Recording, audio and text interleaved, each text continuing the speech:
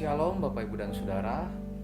Hari ini kita akan belajar satu bagian kebenaran firman Tuhan dengan tema Tetapi takutlah akan Allah. Haleluya, puji Tuhan. Tetapi sebelumnya kita akan angkat satu pujian di hadapan Tuhan. Ku di tanganmu. Haleluya Yesus. Ku di tanganmu.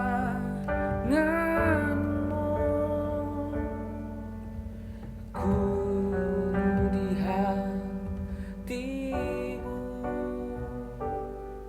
di pikiranmu, di rencanamu. Tak pernah ku sendiri. Ku di tanganmu, ku di hatimu, di pikiranmu, di rencanamu. Tak pernah ku sendiri. Tak pernah ku sendiri. Bapak, terima kasih untuk kemurahan Tuhan, terima kasih untuk kasih setiamu Tuhan. Kami bisa diberikan kesempatan untuk merenungkan kebenaran firman Tuhan. Buka hati dan pikiran kami dan kami semua diberkati. Dan berikan kemampuan, roh hikmat, takut akan Tuhan. Dan roh-Mu yang kudus akan menuntun kami untuk membahas kebenaran firman Tuhan ini. Dalam nama Tuhan Yesus kami berdoa dan mengucap syukur. Haleluya, amin. Shalom Elohim BC Mahamasia, Bapak Ibu dan Saudara dimanapun Anda berada. Suara sahabat kebenaran firman Tuhan. Hari ini kita akan membahas satu tema yang begitu menarik Bapak Ibu dan Saudara. Tentang satu tema yang saya sudah sebutkan di depan tadi, yaitu tetapi takutlah akan Tuhan. Bapak Ibu dan Saudara, ketika kita membaca atau kemudian mendengar tema ini, maka kita sepertinya sudah familiar dengan tema takutlah akan Tuhan atau takutlah akan Allah. Tetapi hari ini kita akan membahasnya dari Kitab Pengkhotbah pasal yang keempat, ayat yang ke-17 sampai pasal yang ke-5, ayat 1 sampai ayat yang ke-6, Bapak Ibu dan Saudara. Dan kita akan membahas ada 5 hal bagaimana kita bisa hidup atau ciri kita hidup takut akan Tuhan atau takut akan Allah, Bapak Ibu dan Saudara. Nah, hari ini kita akan membacanya dan membahasnya bersama-sama. Nah, Bapak Ibu dan Saudara, seringkali kita memiliki pengertian tentang takutlah akan Tuhan atau takutlah akan Allah. Nah, Bapak Ibu dan Saudara, pengertian yang umum kali kita memiliki pengertian yang umum bahwa takut akan Tuhan itu bukan seperti orang yang memiliki rasa ngeri atau rasa seperti orang yang sedang dikejar-kejar, Bapak Ibu dan Saudara. Bapak Ibu dan Saudara, sesuatu yang menakutkan atau yang serem. Tetapi takutlah akan Tuhan pada umumnya di dalam konteks Alkitab itu berbicara tentang bagaimana kita hidup benar-benar di dalam rel kebenaran firman Tuhan, hidup di dalam jalan kebenaran firman Tuhan. Dan hari ini kita mau membahas bagian kebenaran firman Tuhan ini dari konteks Kitab Pengkhotbah pasal yang keempat ayat 17 sampai pasal 5 ayat 1 sampai ayat yang ke-6. Ada 5 ciri atau 5 cara bagaimana kita hidup benar-benar takut akan Tuhan.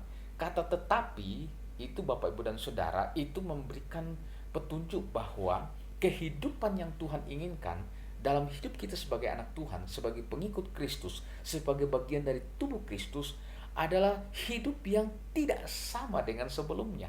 Nah, karena mengapa demikian? Karena kita sudah dibawa dari satu posisi yang tadinya kita hidup di dalam dosa, maka kita hidup di dalam takut akan Tuhan. Hidup dalam gelap, kemudian kita hidup di dalam terang kasih Kristus. Nah, hari ini kita akan membahasnya dalam 5 hal yang sangat penting sekali. Yang pertama, Bapak Ibu dan Saudara bisa membacanya, juga bisa meminta PDF-nya kepada kami. Bagaimana hidup takut akan Tuhan, bagaimana kita hidup berbeda, Bapak Ibu dan Saudara. Dalam konteks ini kita bisa melihat bahwa bangsa Israel pada saat itu, orang-orang pada saat itu yang adalah umat Tuhan, mereka diminta untuk tidak lagi sama seperti hidup yang dulu. Jadi Bapak Ibu dan Saudara, ketika terima Tuhan Yesus sebagai Tuhan dan Juru Selamat, maka hidup kita haruslah punya kualitas, haruslah punya kehidupan yang berbeda Bapak Ibu dan Saudara. Kasih kita harus lebih jauh lebih baik daripada yang lain. Kualitas iman kita harus jauh lebih baik. Kemurahan hati Tuhan dalam hidup kita, kita harus perlakukan kepada orang lain jauh lebih baik Bapak Ibu dan Saudara. Dan hari ini saya mau katakan kepada kita semua, sangat penting untuk membahas bagian firman Tuhan ini. Karena apa? Karena seringkali hidup kita ketika kita sudah ada di dalam Yesus Kristus, kita sudah ada di dalam tubuh Kristus, bahkan kita tidak jauh berbeda, bahkan jauh lebih buruk. Nah, hari ini begitu banyak pertanyaan-pertanyaan demikian. Mengapa Pak Pendeta, saya sudah terima Tuhan Yesus, tapi saya kok tidak seperti yang diinginkan Bapak Ibu dan Saudara? Dan saya mau katakan kepada kita semua, ini kadang menjadi satu bagian yang menakutkan dalam kehidupan kita sebagai orang Kristen. Kadang hidup kita, kualitas kita tidak jauh lebih baik. Nah Bapak Ibu dan Saudara, bagaimana supaya hidup kita jauh lebih baik? Tetapi takutlah akan Allah. Artinya hidup kita yang dahulu tidak takut akan Tuhan berpindah menjadi hidup yang takut akan Tuhan, yang sungguh-sungguh memberi hidupnya hanya untuk kemuliaan nama Tuhan.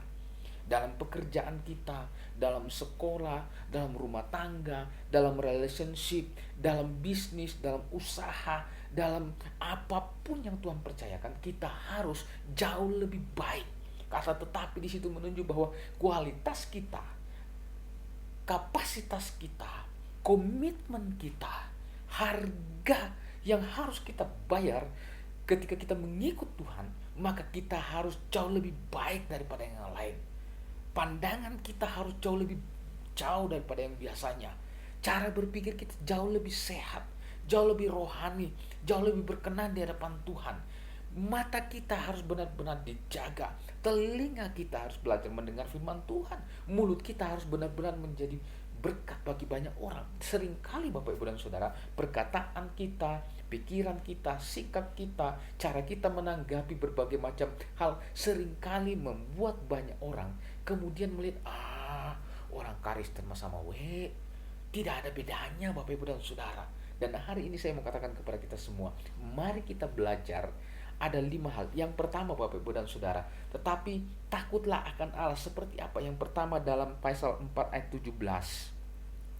Tetapi takutlah akan Allah, yaitu dengan cara kita harus punya hidup yang benar-benar beribadah kepada Tuhan. Pasal 4 ayat 17 Bapak Ibu dan Saudara mengarahkan kita kepada sebuah ibadah yang berkenan di hadapan Tuhan.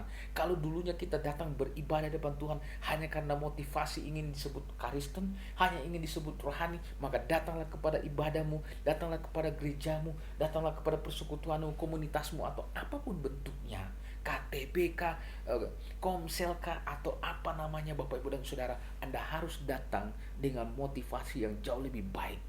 Atau mungkin selama ini kau datang kepada gereja hanya untuk flexing, supaya orang ulang, KTP nak Kristen. Bapak Ibu dan Saudara, tidak itu. Saya mau katakan kepada kita semua, datanglah ke ibadah dengan kesungguhan. Jangan dikatakan seperti Mokoba, jangan seperti orang yang bodoh.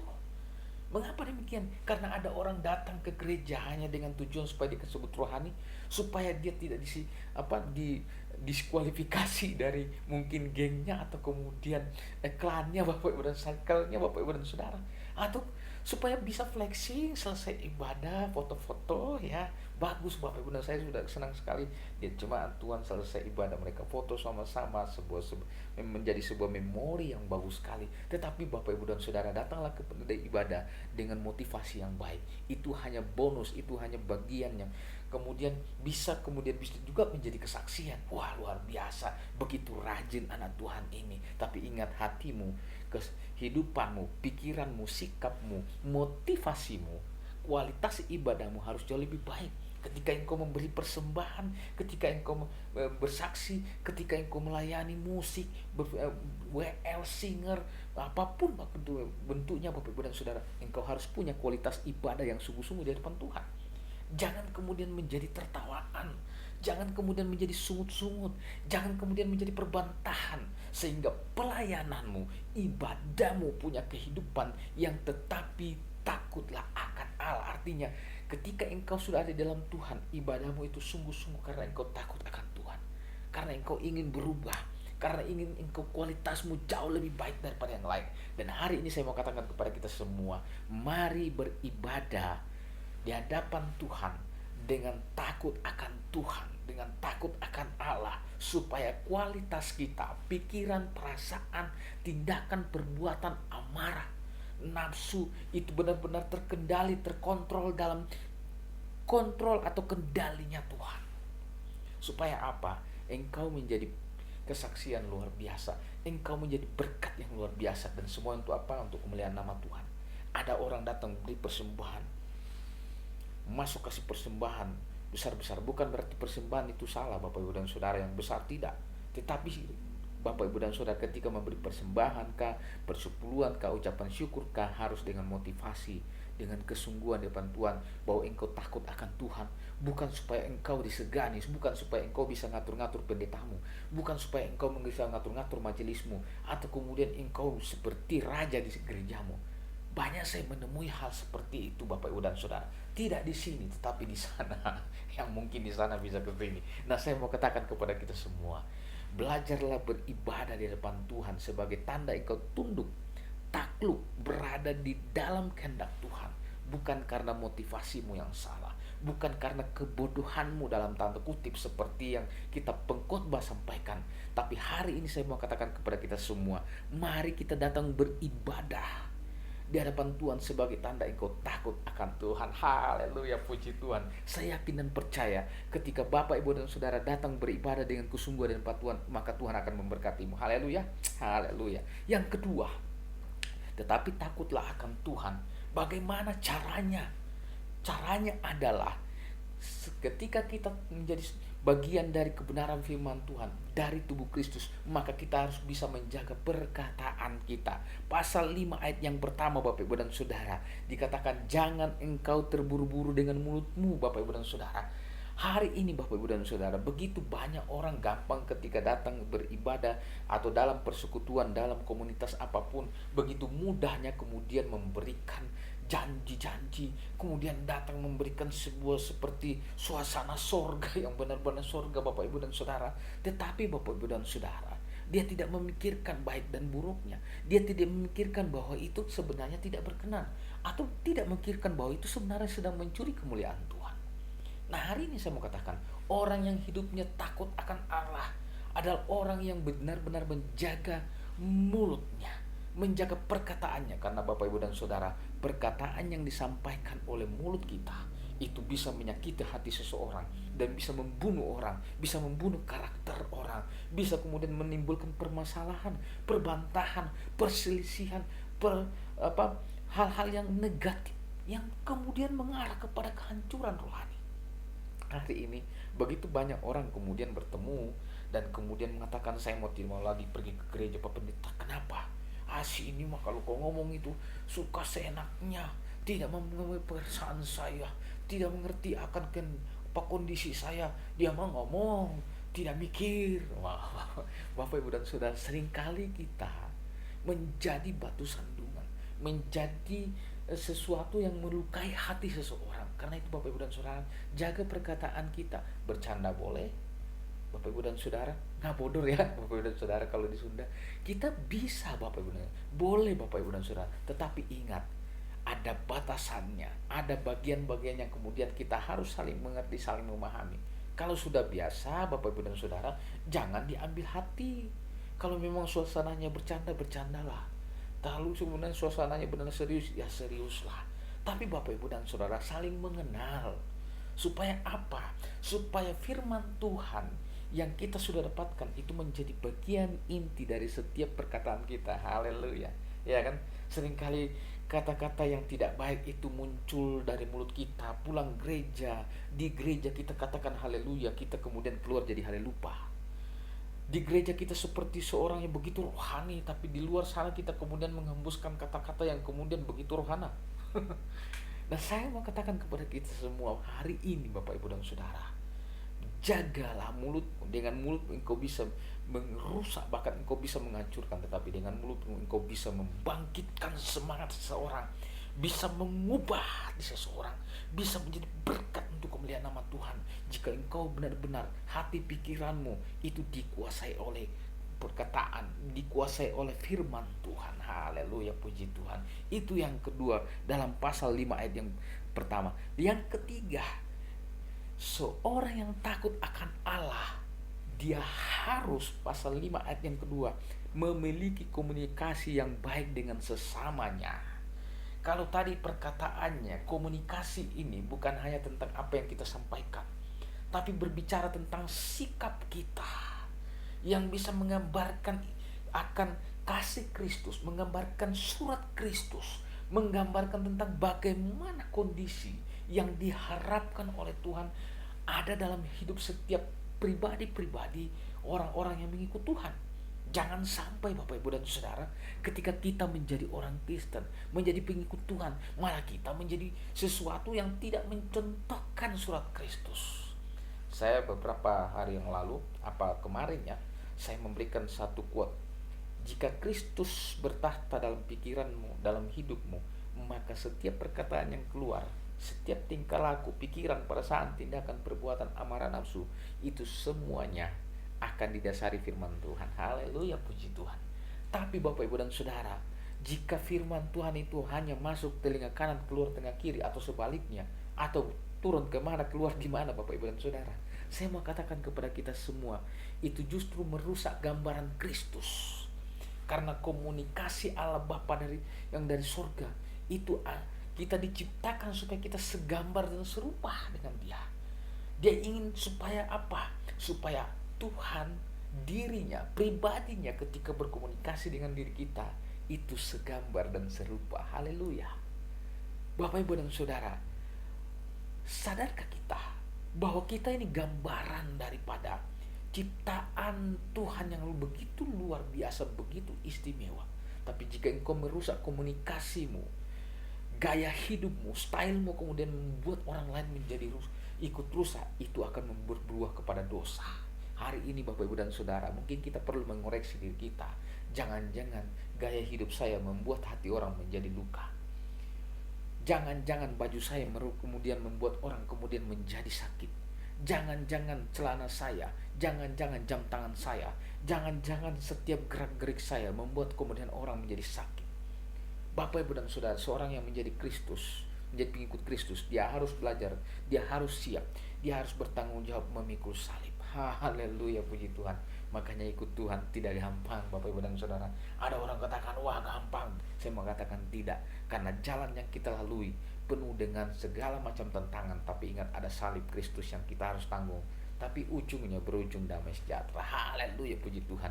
Kemudian yang keempat, pasal 5 ayat 3 sampai ayat yang keempat, seorang yang takut akan Tuhan tetapi hidupnya takut akan Allah, dia harus memiliki kesiapan untuk menempati setiap janjinya, baik kepada manusia maupun kepada Tuhan. Nah, ini bagian yang sangat penting. Kenapa pasal 5 ayat 3 sampai 4 itu begitu penting? Rupanya Bapak Ibu dan Saudara, banyak orang di Kristen yang kemudian itu tidak bisa menepati janjinya. Begitu mudahnya memberikan hayalan-hayalan, begitu mudahnya memberikan suasana seperti sudah suasana surga, tapi dia lupa bahwa dia masih ada di bumi. Dan ayat mengatakan, engkau masih ada di bumi dan Tuhan ada di surga. Itu mengingatkan bahwa kita ini masih ada dalam suasana dunia. Tapi Tuhan ingin supaya hidup kita itu benar-benar menepati apa yang kita menjadi komitmen kita. Kalau engkau berkomitmen menjadi seorang Kristen, seorang pengikut Tuhan yang benar-benar takut akan Tuhan, maka komitmenmu jaga. Jika engkau berjanji punya nasar di hadapan Tuhan, maka tepati Bapak Ibu dan Saudara. Jangan kau tunda-tunda. Tunggu Pak Pendeta, tunggu Tuhan. Saya masih begini, saya masih sibuk cari segala macam. Bapak Ibu dan Saudara, jangan sampai engkau tidak punya kesempatan untuk menepati janjimu dan engkau sudah dipanggil. Saya tidak sedang menakuti, tapi begitu banyak orang mengalami hal yang sama. Begitu ketakutan itu luar biasa. Suatu saat kami melayani satu pribadi yang kemudian begitu ketika menghadapi hari terakhirnya di muka bumi, Bapak Ibu dan Saudara, itu begitu takut. Lalu kemudian semua keluarganya tanya apa ketakutannya, dia tidak mengaku. Datanglah semua cara dilakukan untuk kemudian memancing dia mengatakannya. Lalu suatu saat teman saya ini katakan, mungkin kamu bisa berkomunikasi dengan orang tua kami. Lalu kami datang dan melayani, bercanda-bercanda, lalu kemudian dia mulai terbuka, Bapak Ibu dan Saudara. Kuasa Tuhan luar biasa ya. Dan ketika itu dia kemudian mengungkapkan bagaimana ketakutannya, ada nazarnya yang belum ditepati di depan Tuhan. Hari ini saya mau katakan kepada kita semua, jemaat Tuhan, suara sahabat kebenaran dimanapun Anda berada, mulai tepati janji-janjimu di hadapan Tuhan. Tuhan, saya akan rajin ke gereja kalau Tuhan golkan bisnis saya. Ketika Tuhan sudah menggolkannya, Tuhan tuntun, wah lupa Tuhan, banyak nih Tuhan yang harus kerjakan, minta maaf lah dulu, cincai dulu lah Tuhan. Seringkali kita seperti itu Bapak Ibu dan Saudara. Tapi hari ini ingat, jangan sampai engkau kemudian tidak punya kesempatan, tidak punya waktu untuk menepati janjimu, dan engkau akan menjadi cerita yang tidak baik. Hari ini Bapak Ibu dan Saudara, mari coba mengingat-ingat apa janjimu kepada Tuhan. Bapak Ibu dan Saudara, janji kepada manusia itu bisa salah, bisa tidak tepati, tapi janji kepada Tuhan, Tuhan selalu ingat Bapak Ibu dan Saudara. Haleluya, puji Tuhan. Hari ini komitmenmu, janjimu, nasarmu, sumpahmu, atau apapun bentuknya di depan Tuhan, engkau harus menepatinya. Haleluya, puji Tuhan. Supaya itu menjadi tanda engkau takut akan Allah. Haleluya. Yang kelima, yang terakhir, bahwa orang yang hidupnya tetapi hidupnya takut akan Tuhan, takut akan Allah, hidupnya selalu berusaha menghindari dosa. Pasal 5 ayat yang kelima sampai ayat 6. Bapak Ibu dan Saudara, bagaimana kita pengkhotbah memberikan gambaran begitu luar biasa. Seringkali kita ketika kita kemudian sudah berjanji di hadapan Tuhan, sudah komitmen di hadapan Tuhan, sudah mengatakan iya, dia menjadi Tuhan dan juru selamat saya, tapi seringkali hidup kita masih di dalam dosa. Lalu kemudian kita katakan sama hamba Tuhan, aku kilap, Bapak Ibu dan Saudara. Nah, dalam pasal ini Bapak Ibu dan Saudara, pasal 5 ayat yang kelima, kita bisa melihat bahwa seringkali berjanji di hadapan utusan Allah, tapi kemudian ngeles dengan kata hilap, Bapak Ibu dan Saudara. Jadi yang nanya kemarin, apakah ada kata hilap di dalam Alkitab? Nah, Bapak Ibu dan Saudara, ini terjemahan bahasa Indonesianya sudah ada. Dan saya mau katakan kepada kita semua bahwa orang yang takut akan Tuhan, dia harus berusaha menjauhi dosa. Dengan cara itu, dia akan berada dalam posisi takut akan Allah. Dia memberikan jalan kepada kita, dia memberikan posisi yang luar biasa, anugerah yang luar biasa. Tapi seringkali kita lupa untuk menjauhi dosa. Kita sudah terima Tuhan Yesus, tapi masih melakukan hal-hal yang tidak baik. Kita masih sudah terima Tuhan Yesus, tapi masih mukul istri. Kita masih terima Tuhan Yesus, tapi masih maki-maki suami. Sudah terima Tuhan Yesus, tapi masih bentrok sama mertua. Masih sudah terima Tuhan Yesus, sudah dibaptis segala macam, masih gosipin tetangga, masih gosipin segala macam, masih juga bermain judi segala macam, Bapak Ibu dan Saudara, minum minuman keras dan melakukan hal yang tidak baik. Bapak Ibu dan Saudara, saya mau katakan kepada kita semua, jauhilah dosa apapun, karena upah dosa adalah maut. Dan kalau hari ini Bapak Ibu dan Saudara tidak menghindari hidup yang penuh dengan dosa, maka suatu saat Anda akan menanggung resikonya yang luar biasa. Tuhan memang memberikan pengampunan, Tuhan memang memberikan ruang untuk kita meminta maaf, mengaku dosa. Tapi ingat, setiap dosa yang kita lakukan itu ada upahnya, ada konsekuensinya. Hari ini suara sahabat kebenaran, tetapi takutlah akan Allah. Dengan demikian hidupmu akan jauh lebih luar biasa. Engkau akan melihat kemurahan Tuhan. Masalah boleh ada, tapi Tuhan akan memberikan ketenangan, damai, sejahtera. Tuhan akan memberikan senantiasa jalan keluar. Kalaupun engkau dituntun kepada suatu kegelapan, tapi sinar Tuhan, langkah Tuhan, pelita Tuhan tetap ada, karena di dalam hidupmu ada firman Tuhan. Takutlah akan Allah. Mari kita berdoa. Terima kasih Bapa, terima kasih ya Tuhan, Engkau telah menolong berkati kami, dan hari ini kami telah merenungkan firman Tuhan. Tuhan terjemahkan dalam hati dan pikiran kami. Kami berdoa untuk setiap jemaat Tuhan, dimanapun mereka berada. Tuhan tolong berikan mereka roh hikmat, takut akan Tuhan, diberikan pertolongan Tuhan, dijauhkan dari segala macam hal-hal yang tidak baik, dan semua yang bukan daripada Tuhan kami tolak di dalam nama Tuhan Yesus. Dan Tuhan berkati setiap jemaat Tuhan dimanapun mereka berada. Yang sakit Tuhan sembuhkan, yang lemah imannya Tuhan kuatkan, teguhkan, yang bergumul dengan bisnisnya Tuhan berikan jalan keluar, yang bergumul dengan masalah luputkan Tuhan, dan segala sesuatunya yang didoakan Tuhan akan menjawab tepat waktunya. Terima kasih Bapa, terima kasih. Kami serahkan semua ke dalam tangan Tuhan dalam satu nama yang berkuasa, Tuhan kami Yesus Kristus. Haleluya. Amin.